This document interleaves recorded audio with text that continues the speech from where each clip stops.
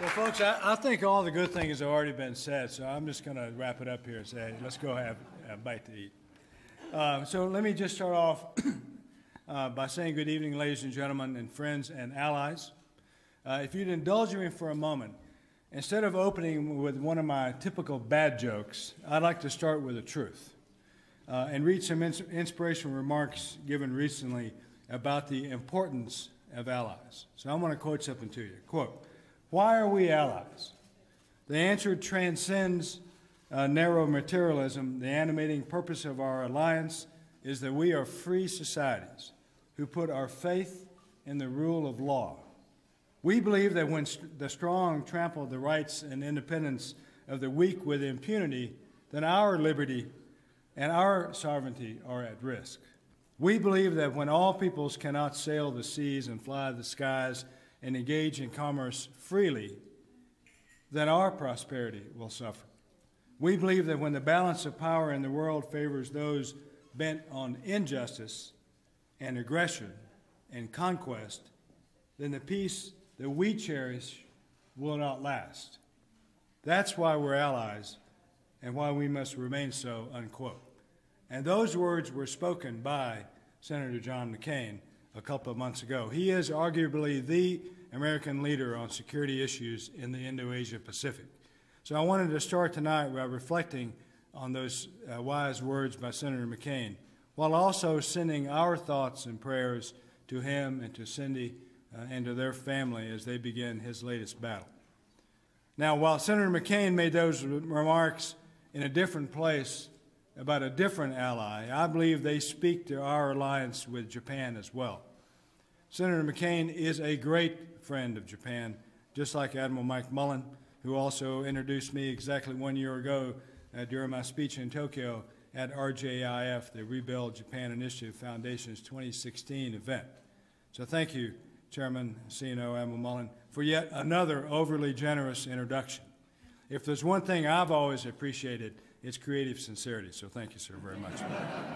Hopefully the media joining us tonight will take Admiral Mullen's kind words to heart as I try to be noteworthy and not newsworthy. Folks, it's great to once again be amongst so many friends from the artists formerly known as the RJIF.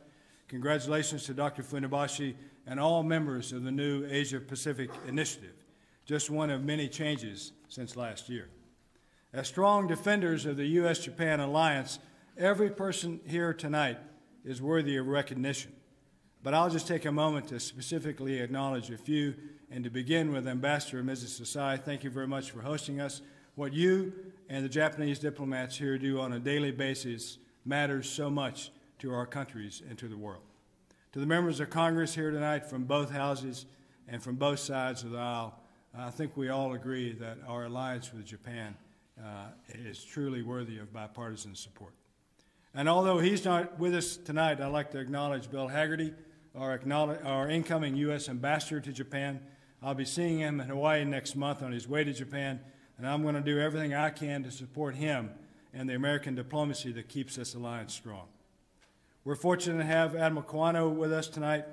He and I had dinner last night, so candidly, he's probably tired of talking to me.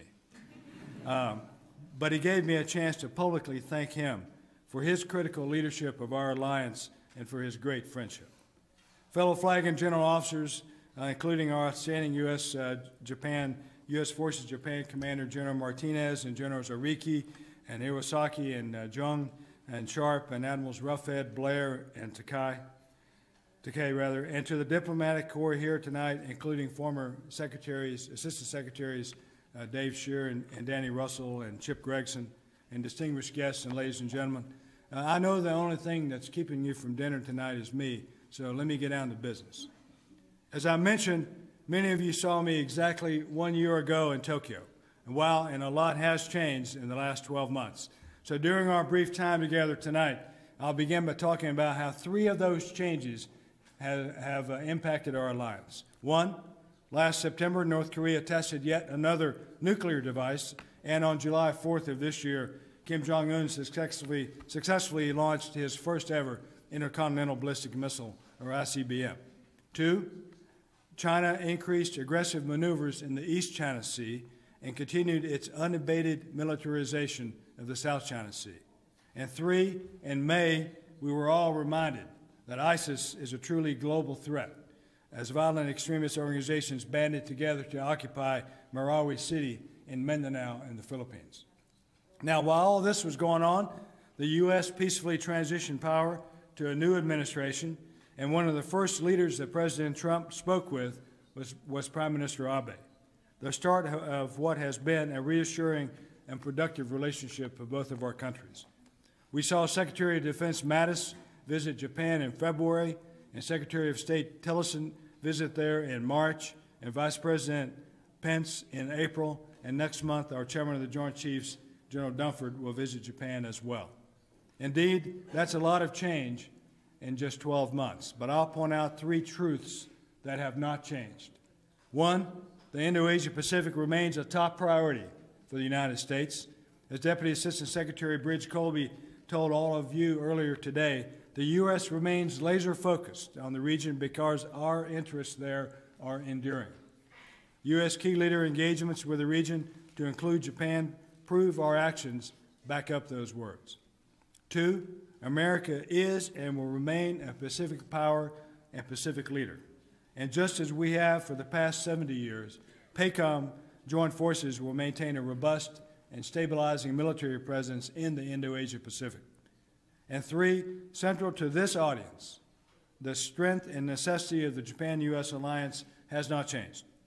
In a world crying out for leadership at the global level, the need for our alliance has never been stronger. Today, the ties that bind our countries together have never been more robust. And I submit that those ties have never been more vital because of the mutual threats that we face.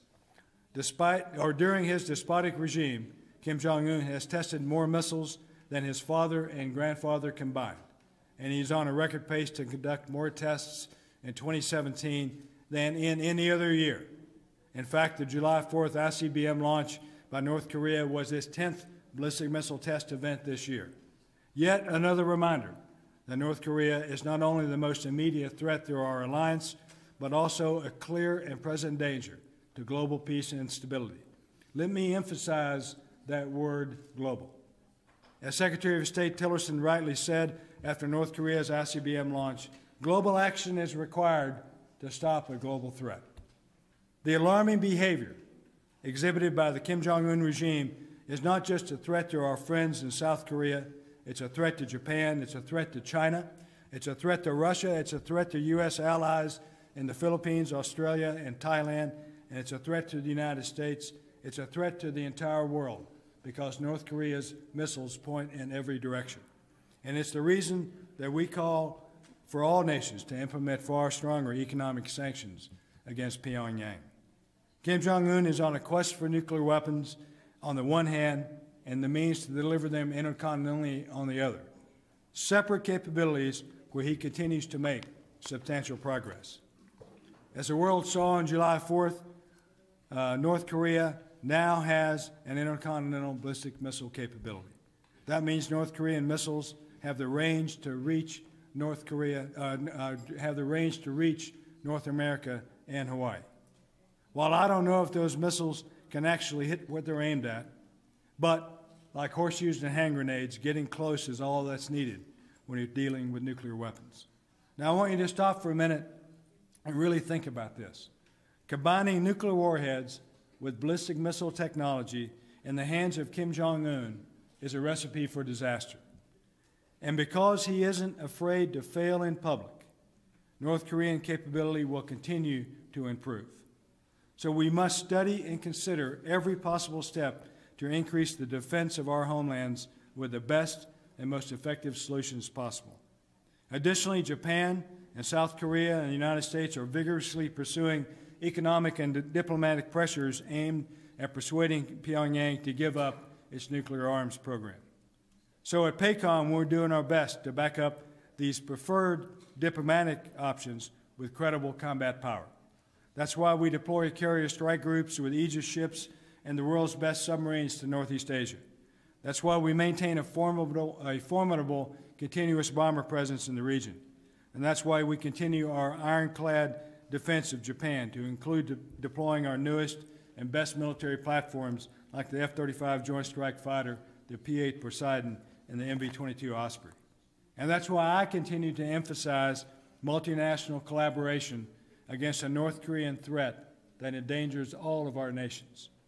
This includes increasing trilateral cooperation with the U.S., Japan, and South Korea, a partnership with a purpose if there ever was one. Our three countries share so much in common: democracy, free markets, a commitment to human rights, and we share common security threats. United, we're stronger, and I believe there is much that we can achieve with close cooperation. I also firmly believe that every nation who considers itself to be a responsible contributor to international security must work diplomatically and economically to bring Kim Jong-un to his senses and not to his knees. That said, my job as a military commander is to develop hard power options for the Secretary of Defense and our President.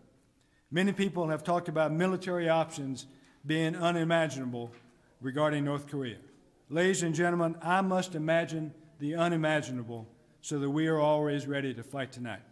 I'll echo Chairman Dunford's recent comments in saying that what is unimaginable is North Korean nuclear-tipped missiles delivered in Denver or in Juneau or in Honolulu or in Seoul or in Tokyo.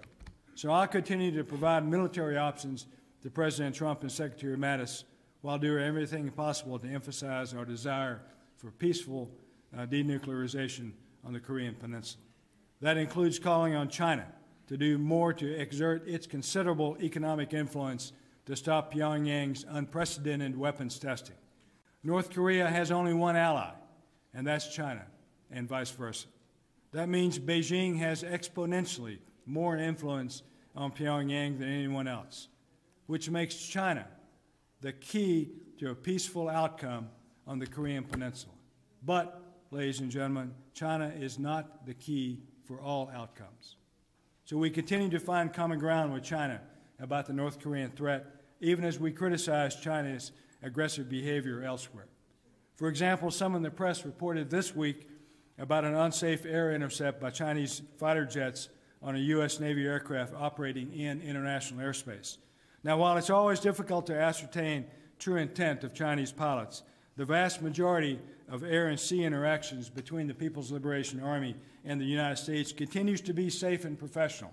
I want to emphasize that. Most of our interactions with the Chinese military continue to be peaceful, safe, and professional.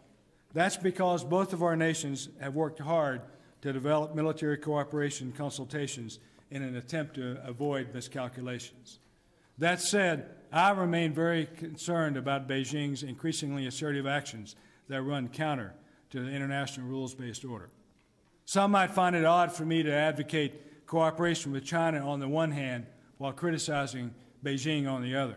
But as I like to say, great powers can walk and chew gum at the same time. By that, I think we can praise Chinese efforts for help on issues like counter-piracy, even as we rightly hold them accountable for not doing enough to influence their North Korean ally. I think we can and should do both. Accordingly, I'll remind you that the Chinese are building up combat power and positional advantage in an attempt to assert de facto sovereignty over disputed maritime features and spaces in the South China Sea, where they are fundamentally altering the physical and political landscape by creating and militarizing man-made bases and then using tone-deaf propaganda to justify these unprovoked aggressions as measures intended to rescue some wayward fishermen. As I've said before, fake islands should not be believed by real people. Then there's a Japan Defense Ministry report released last April that noted how Japan had to scramble aircraft more than 1,000 times in the East China Sea in the previous 12 months. 1,000 times, mostly because of Chinese incursions into areas rightfully administered by Japan. With these examples in mind, consider that China recently had an intelligence collection ship operating near Alaska in the American Exclusive Economic Zone, or EEZ. China was acting in accordance with international law, so no criticism there. Yet, after this week's unsafe Chinese fighter intercept, I read in the press that they complained about our U.S. aircraft operating in international airspace in the South China Sea in accordance with international law. So as Admiral Scott Swift recently opined, why does China believe that there's a different rule set with respect to the PLA operating in international waters and airspace, while at the same time believing this rule set doesn't apply to other nations operating in international waters and airspace? Ladies and gentlemen, China can't have it both ways. In my opinion, Beijing's desire to pick and choose when it comes to international law demonstrates the kind of nation China is.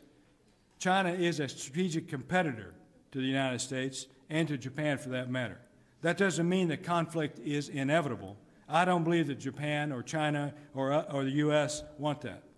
But because we are in competition, I've advocated dealing with China realistically. As it is, not as we wish it would be. I've repeatedly emphasized that we can't allow the areas where we disagree with China to impact our ability to make progress in the areas where we do agree. All Indo-Asia-Pacific nations, including the United States, should use smart power and try to cooperate with China where possible. For PACOM, my goal remains to convince China that its best future comes from a peaceful cooperation and meaningful participation in the current rules-based international order. But I've also been loud and clear that we won't allow the shared domains to be closed down unilaterally. So we'll cooperate where we can, but remain ready to confront where we must. And now to the third challenge I wanted to mention tonight, and that's ISIS, a clear threat that must be defeated. The main geographic focus of the U.S.-led counter-ISIS coalition has rightfully been in the Middle East and North Africa. But as I've been saying for more than a year now, as our military operations continue to deny ISIS territory, and radicalized, weaponized, and displaced terrorists will inspire new fighters in the Indo-Asia Pacific. Sadly, we're seeing some of this come to fruition right now in the southern Philippines, where in 2016, Isnalan Hapalan, a commander of the Abu Sayyaf group, was named the ISIS Emir for Southeast Asia. Now, in just a matter of months, Hapalan started uniting elements of several violent extremist organizations, building a coalition under the ISIS black flag. These terrorists are using combat tactics that we've seen in the Middle East to murder in the city of Marawi in the Philippines.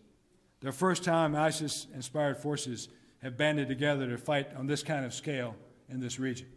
So it's clear that foreign fighters are passing their ideology, resources, and methods to local homegrown next-generation radicals. So Marawi should be a wake-up call and a rallying cry for every nation in the Indo-Asia Pacific region. Only through multilateral and multinational cooperation can we eradicate ISIS and other violent extremist organizations before they spread. Now, Japan has done its part as a staunch member of the coalition to defeat ISIS. It has also helped by agreeing to provide the Philippines with patrol vessels and maritime surveillance aircraft. Last year, both nations signed the landmark agreement on defense equipment and technology transfer, making the Philippines just the fourth country Japan has ever inked such a pact with. And the U.S. is doing our part, not only in the global fight against ISIS, but in direct support to our brothers and sisters in the Armed Forces of the Philippines, or AFP. Yesterday, U.S. Ambassador Kim and the PACOM Deputy Commander, Lieutenant General Fenton, delivered 2 Cessna 208 aircraft to the AFP.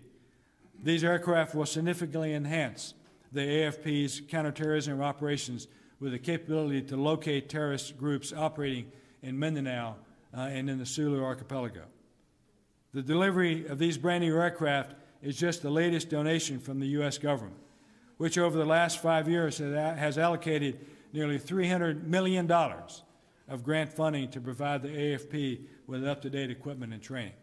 Now, while these bilateral activities are helpful, even better are multinational activities and incentives, or partnerships with a purpose, as I call it. And we've seen this concept in action in the last few weeks during exercises Malabar and Talisman Sabre. In Malabar, the U.S., Japan, and India continued our growing partnership to keep the peace throughout the Indo-Asia Pacific. And in Talisman Sabre, Japan and the U.S. joined our warfighting mates in Australia.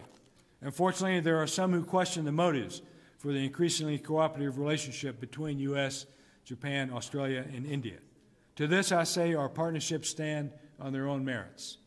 Deepening military cooperation between these four great democracies is based on shared values and shared concerns. So I've spoken about the clear benefits of a democracy quadrilateral that enhances security cooperation between India, Australia, Japan, and the U.S. I could use the help of all of you in this room to help make such a partnership flourish. All right, now I know I've been up here for some time. Hopefully I've given you each something to think about. I'll wrap this up with a challenge and a call to action before taking a few questions. Ladies and gentlemen, I believe that we're approaching an inflection point in history. We're certainly not approaching anything resembling the end of history. Freedom, justice, and the rules-based order hang in the balance, and the scale won't tip of its own accord just because we wish it would. Now, I'm a big believer that anytime you can work Winston Churchill into a speech, you always sound better, sound smarter. So let's face it, I need all the help that I can get. So I'll quote the great man himself in saying, it's not enough that we do our best. Sometimes we have to do what's required. Thus, my challenge to all of you is simple. Do what's required. For indeed, this is an inflection point in mankind's history. We must do more than simply our best. Because of the strength of the U.S.-Japan alliance, I believe that we can meet the challenge. Whether it's the U.S. and Japan working together to provide assistance during the Great East Japan earthquake and tsunami, or working together to create a global echo chamber to pressure North Korea to abandon its nuclear and ballistic missile programs, or working together to combat violent extremist organizations like ISIS. Our alliance is doing what's required for the security of our homelands, the security of the Indo-Asia-Pacific region, and indeed the security of the world. Now that I've given you my challenge, here's my call to action. We must be reminded of the trust we share. We must be reminded of the trust we share, because fate rarely calls upon us at a moment of our choosing. Fate rarely calls upon us at a moment of our choosing. That's a line from Transformers 2. Since it's summer movie season here in Washington, I thought that if you remember nothing else, that I said, maybe you'll remember the day that you were at the Military Statesman Forum dinner and the PACOM commander stole a line from Optimus Prime. May God bless each of you. May God bless Japan and the United States. And may God keep our alliance as a pillar of strength for years to come. Thank you very much, and I look forward to your questions, and I look more forward to your dinner.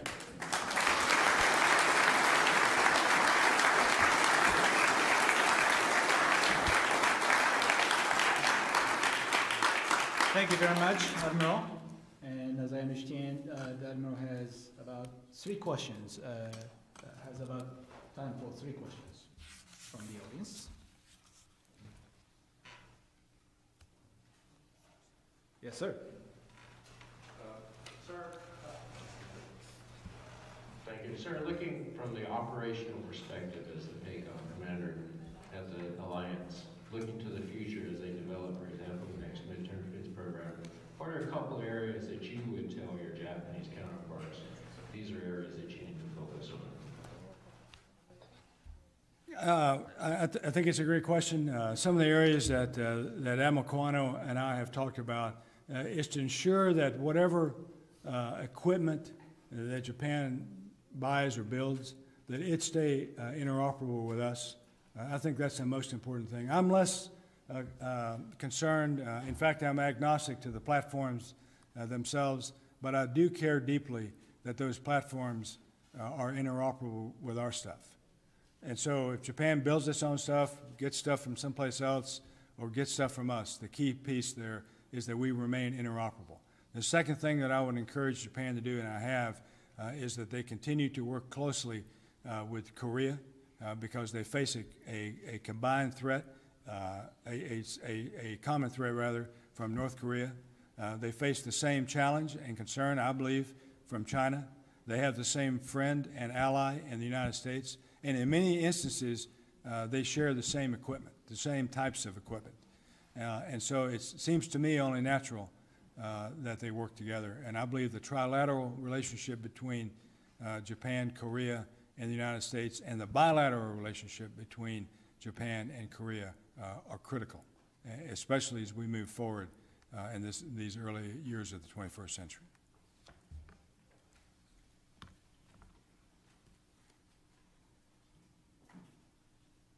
Yes, sir. We talked in our session this morning about the Maritime Silk Road, the One Belt, One Road initiative.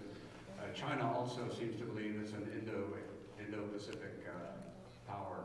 As you look at what China's up to across the board of maritime activities, commercial, political, potentially military, do you see opportunities or threats or some combination in this newly developing situation in the Indian part of your empire? So, Admiral, you know, I look at the situation in the world through a lens darkly. You know, my glass is always half empty. And so you know, what I do not believe, as I mentioned in my remarks, that conflict with China is inevitable. I have to provide those options to the President and Secretary of Defense in case we come to that. So I want to take China at face value as it moves across the Asian landmass. I think that anytime you can increase trade with a lot of countries that are involved in One Belt, One Road, that's a good thing. It's a net good for those countries, and it's a good for China economically, and I don't see anything wrong with that. I do get concerned when China's aggressive behavior is focused in a way that overruns smaller countries, that doesn't pay attention to smaller countries, and ignores international rules and norms as we're seeing them do in the East and South China Seas. Dr. Nobuchi?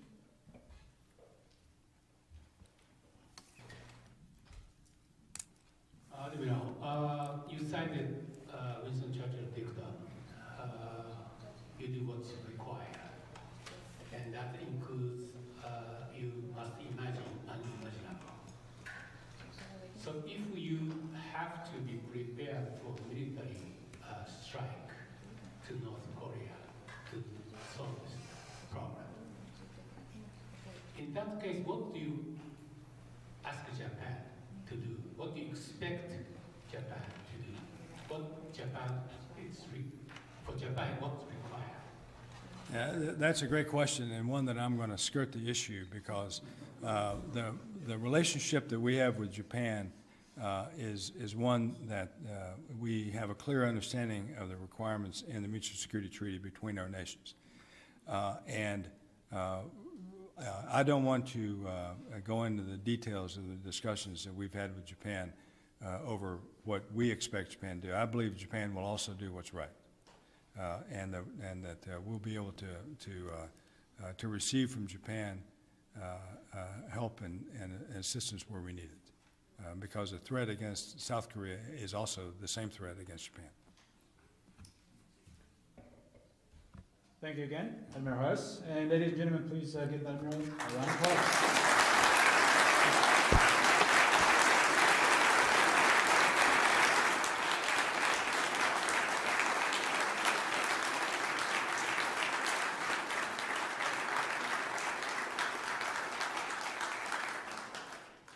At this time, ladies and gentlemen, representing the Japanese members of the forum, General Ryoichi Oriki, the former Chief of Staff of Joint Staff,